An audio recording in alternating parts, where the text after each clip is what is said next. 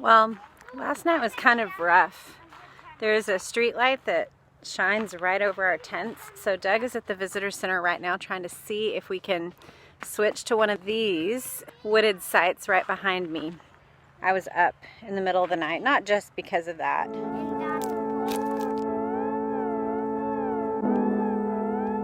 Okay, so we got permission to move to the other site. So we're just gonna be basically, all of our tents are freestanding. And so we're gonna be able to just pick them up and walk them down to the site. Hopefully it won't take but like 30 minutes or so. And then we're gonna go to our college.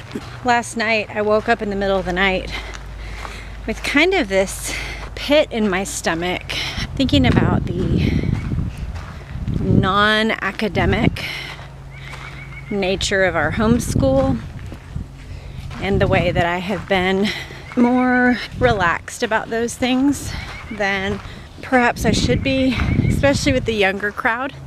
One of the things that it's easy to do with anything is to start out zealous and get tired over time. And I think as a homeschool mom, that's very easy to do. But Gus and Fisher haven't even started schooling yet.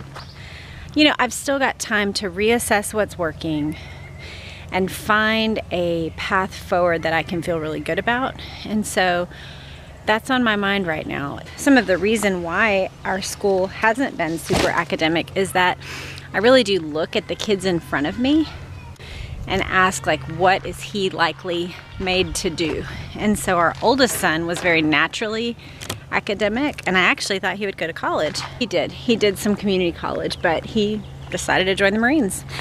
And so each of our kids, I've just looked at what they're gifted at and tried to tailor what we do to them. But I'm realizing that there are some things that I have some dissatisfaction with that I want to remedy.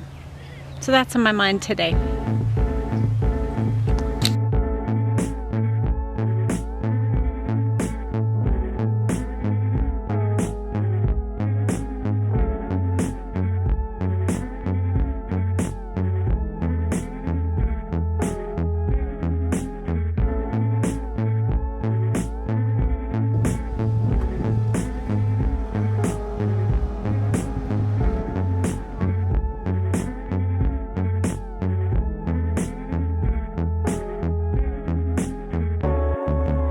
Here's the stadium for Washita.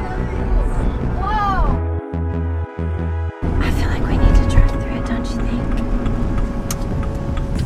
This road wasn't here. Oh, Berry Chapel. It looks like the picture. It was broken down with broken out windows. You used to be able to walk like right there, and so me and Mama would come down here and like feel the wind.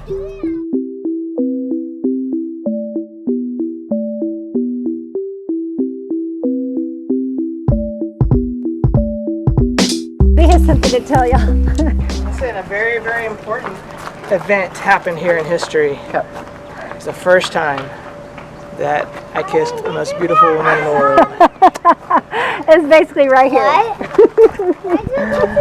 I'm glad he did, because all of you exist because of that act of gumption on his part. I don't know if it was worth it. Mom.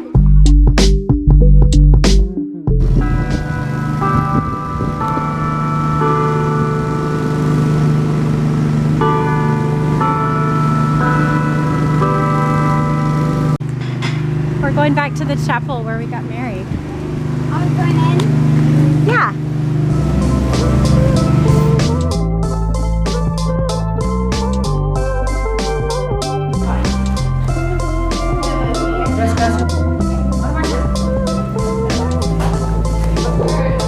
Ready?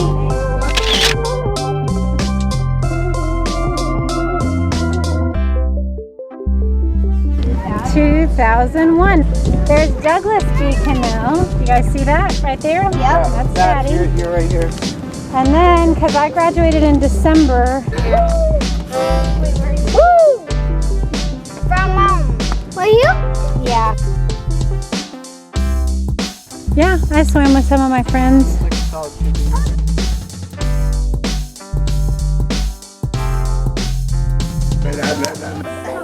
Cyrus? All right.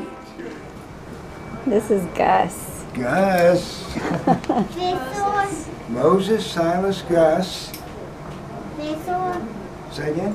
This one. Fisher. Right. Okay. You told me. Luke. Luke. Okay. Theo. Theo. Baxter. Baxter. I'm May. May. Do you feel kind of lonely, May?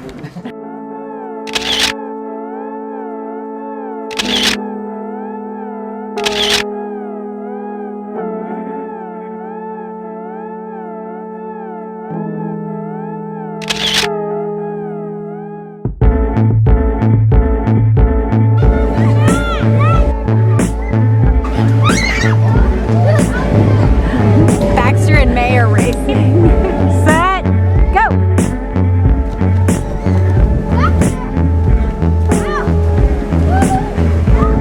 Oh my word!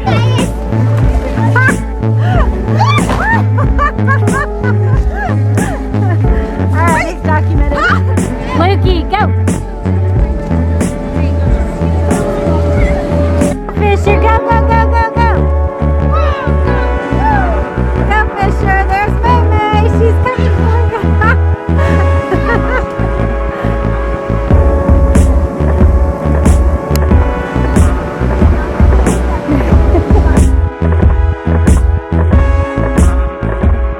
This has been such a good day, filled with lots of mental processing for me of just what all God has done in 20 years in my heart, in our life, in our family's life.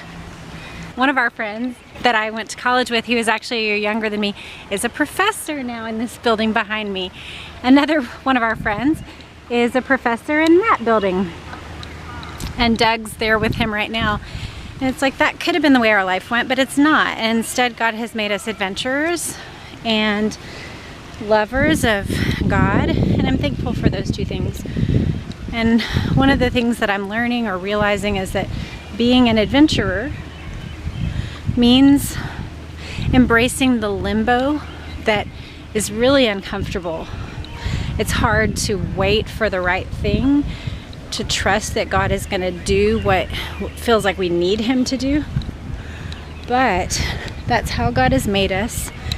And I am trying to learn to lean into not just how He's made us, but also the things that come along with that, like uncertainty and waiting and adjusting and not having one continuous community for my whole adult life, but instead to just lean in to the community that God puts around us for short-term and long-term times.